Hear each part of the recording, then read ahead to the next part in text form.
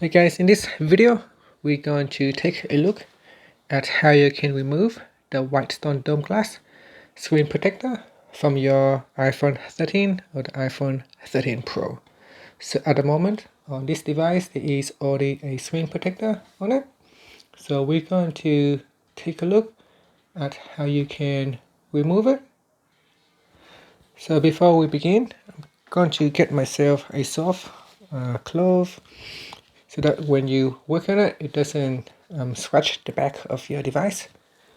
Now you can try to use first a spatula, and if it doesn't come off, you might want to use this tweezer because it is sharp. So I would try to prevent using anything sharp on your iPhone screen. So first we begin at the edge right here because there is a sharp edge. So it will be easy for us to put the spatula in. So we can try to work on that end. Just going to zoom in so we can see right here, and I'm going to put the spatula in. As you can see, once I put the spatula in, I can lift it up, and you can then go around the phone like so, and then simply lift it up. Just go slowly, don't force it, because any force may cause scratches to the screen.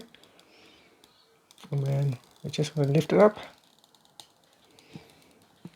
and then you can simply pull it out. Now if you had the screen on the device for a very long time, then sometimes the adhesive can become very dry and very sticky, and that means it will shatter the glass. Just be careful, go slowly, and eventually it will come off.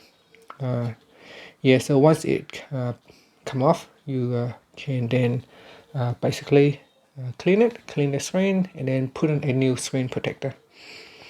And that's it. Thank you for watching this video. Please subscribe to my channel for more videos.